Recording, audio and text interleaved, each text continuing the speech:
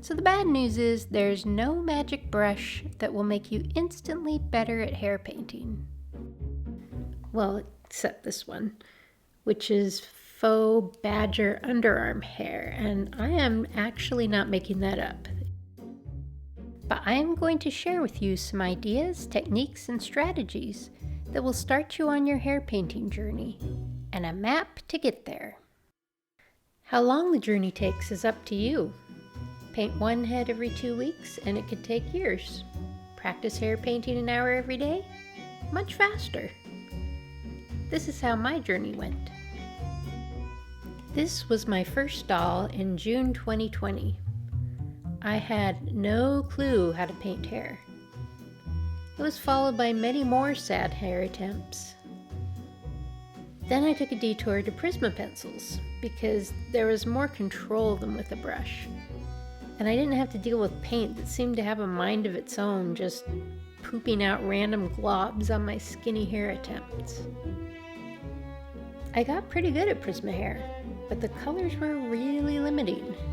If I could paint, I could have any color of hair I wanted. I also didn't want to wait years to get good at hair painting, and I figured if I painted hair every day, I could condense years of practice into a few months. So, on September 4th, 2021, I made a post on Facebook that I would paint hair every day until I figured it out. I watched tutorials, I bought some new brushes, and I proceeded to paint this. And I continued to paint disappointing hair. And it actually made me feel really depressed because I was a beginner again. And now my brain was serving up messages like, I suck at hair painting. This is the worst hair ever. I'm just not good at this. I kept going though.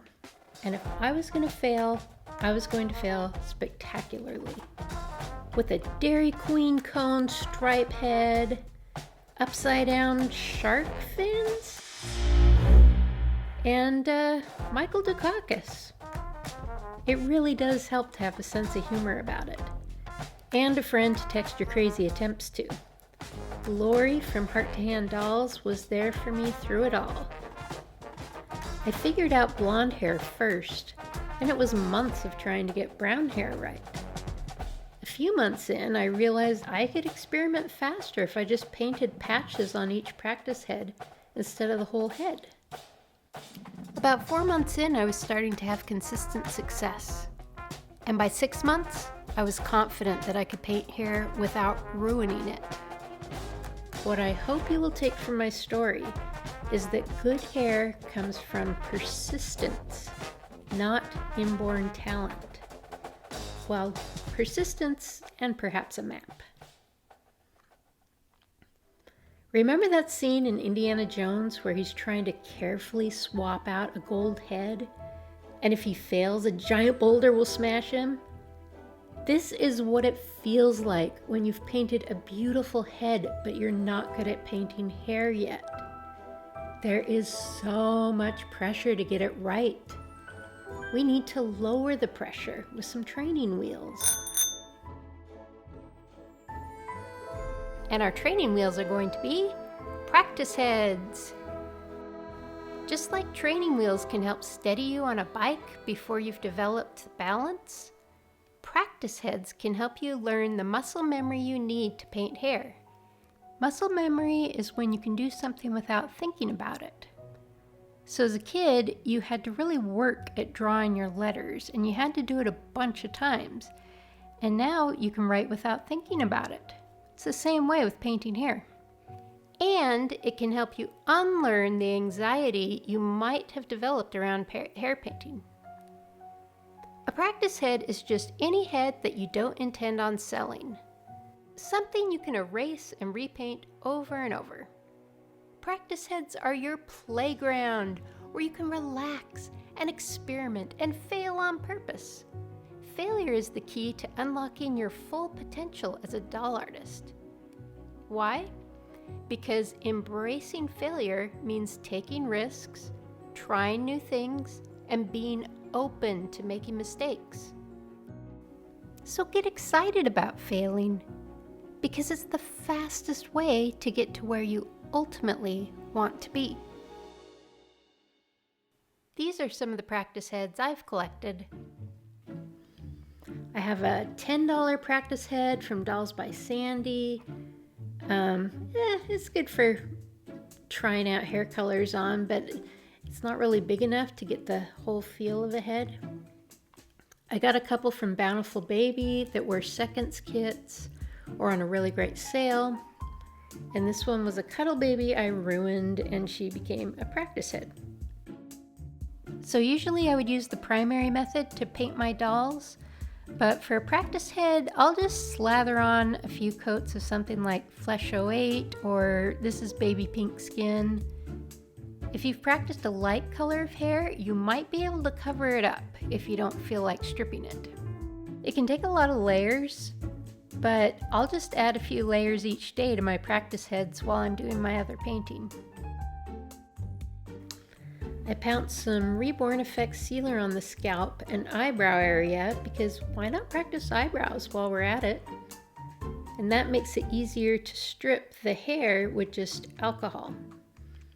You can paint the whole head, practicing your mapping skills, or paint in patches to try out different brushes and paints. If you need extra practice on the front of the hair, like I still do, paint fronts of hair all over the head. I also started painting a bunch of cuddle baby heads. When I had success with a method on a practice head, I painted it again on the cuddle head. This added a bit more pressure because it was a painted head that I intended to sell, but not a custom, meaning that if it turned out horribly, nobody was going to be upset about it and I could just hide it on my shelf of shame. Now, if you mess up a cuddle head and you used sealer before painting the hair, you can sometimes very gently remove it with rubbing alcohol. But don't be too quick to strip hair.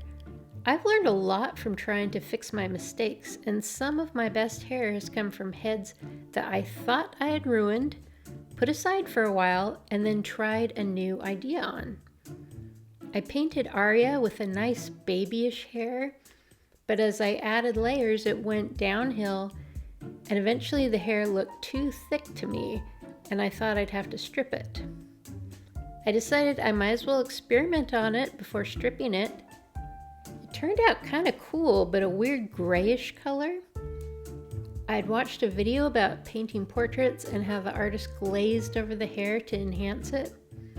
So I tried a thin wash of brown on top, and it worked. And then I kept adding details here and there until I was happy with it. And I found that learning how to fix mistakes rather than always giving up on them gives me confidence when I'm painting a more expensive kit, because I know if I don't paint it perfectly, all is not lost. As you start to have successful experiments, take notes on everything you did, like the colors you used and the brush method.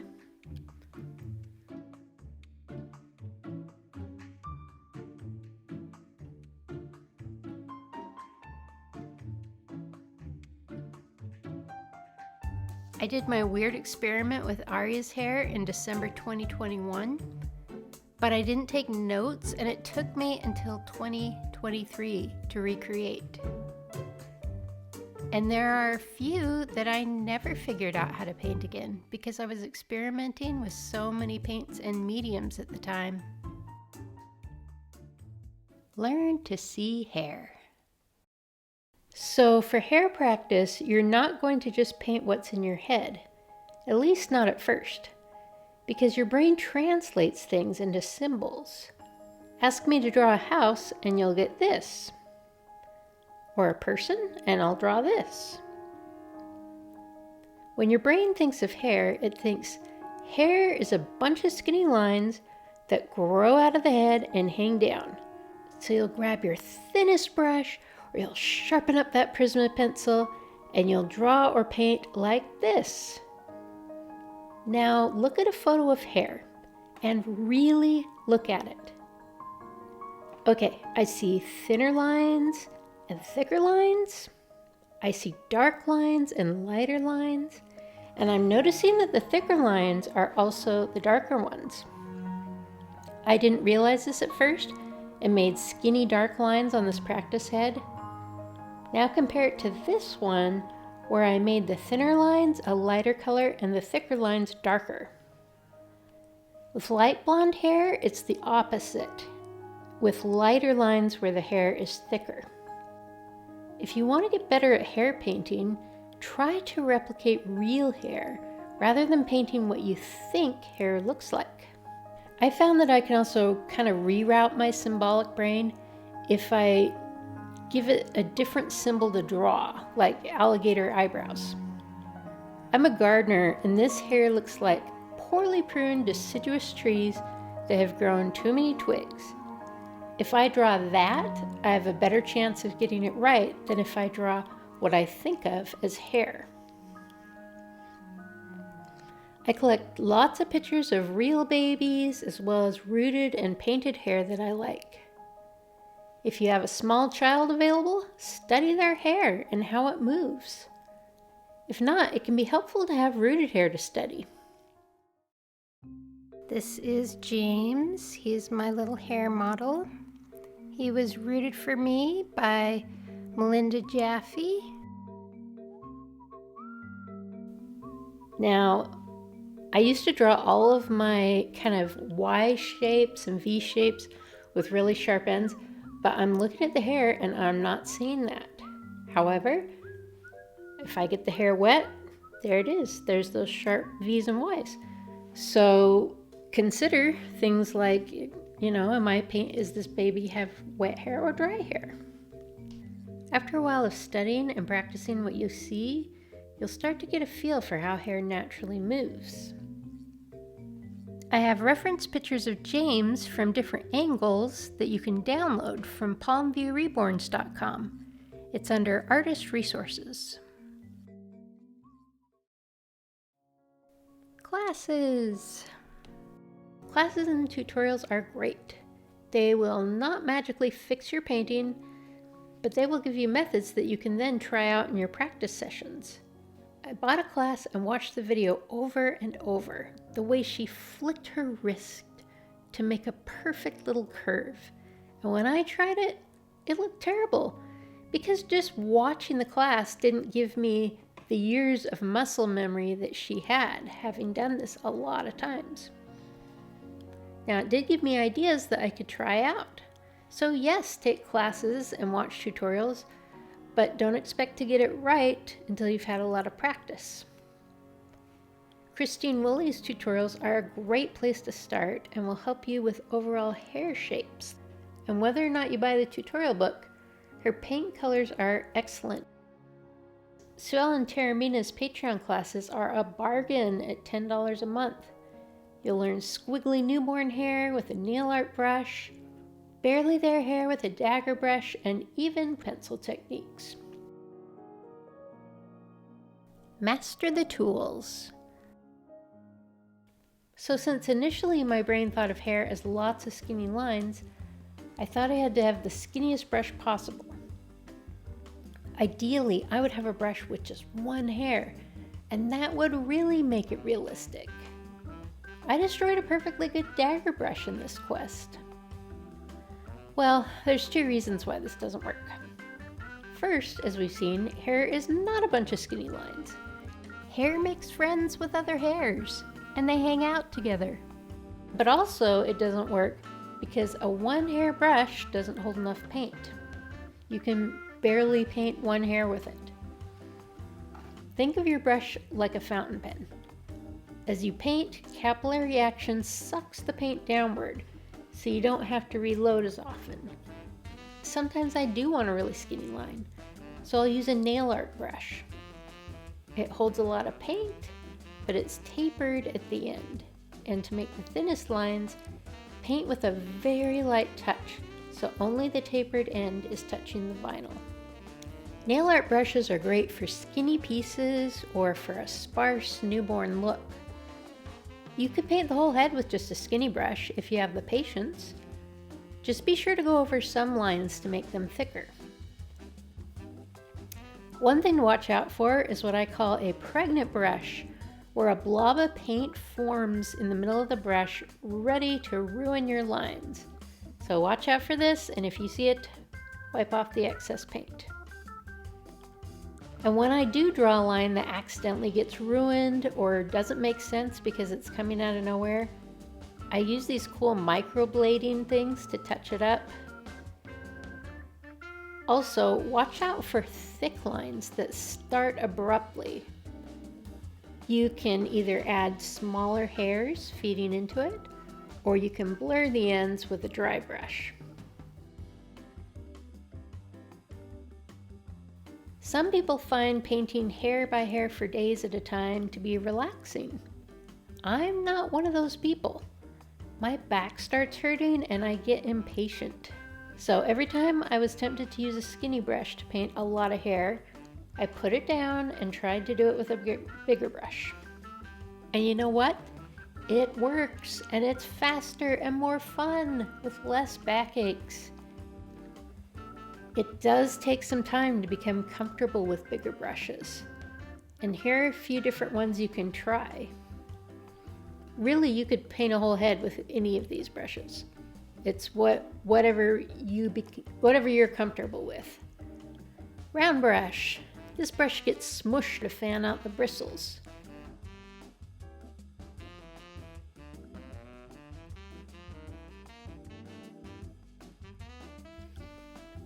Dagger brush. I love this brush. Use it dry to make a lot of little lines, or get it wet first and use it very lightly for painting medium thin lines without having to reload your brush as often. See how one stroke gave me a few lines? And what it did is it gave me both some thin lines and some thick lines, which is, as we've seen, how hair goes with thin lines and thick lines. And it's doing it randomly. Like if I had to come up with all of these, I probably wouldn't do them as nice and randomly as this brush is doing for me. Sue Ellen Taormina has a good tutorial on her Patreon that uses a dagger brush. Filbert grainers. Put a little pressure on it, it just does a thick line like that. But when I just do the tip of the brush, now can you see how it made some little bitty lines, which is really cool. That will help so that you're not having to make little bitty lines.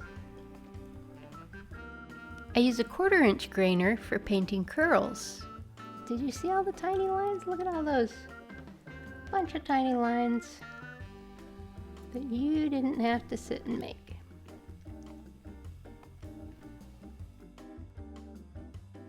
These are called triangle brushes. So that's doing a good job of adding a bunch of hairs and, you know, making it interesting. And then this is the smaller size. This is almost like a little fountain pen, the way it's sharp at the end, but it's holding paint. That way you can make a bunch of lines and not have to reload as often, which I like. See this big blob of stuff? Well, let's deblobify it a bit. There's a link to all these brushes in the description, and if you purchase them through the links, it doesn't cost you any extra, but it sends a small percentage my way, and it's a way you can say thanks for the tutorials. Being a beginner at anything is hard. Try to counteract the messages your brain sends you. Instead of, I'm bad at painting hair, try, I am proud of me for persisting even though it's hard. I will get there eventually. Have you ever watched a baby take their first steps and fall on their butt? If they had an adult brain, they might be thinking, ugh, I really suck at walking. I just don't have the talent for it. I think I'll just crawl everywhere. Nope, they get back up again and again and again. I want to challenge you to commit to painting hair every day, even if it's just one brush stroke. Keep learning, keep studying real hair, keep practicing, and you will get there. I am excited for you to start your journey and to go out and make some spectacular fails, because that means you are trying new things. You are getting more comfortable with the brushes, and you're developing muscle memory for how to paint a head shape. These are things that won't show up in your work at first, but after a while, it will start to feel very natural, and then it will be fun.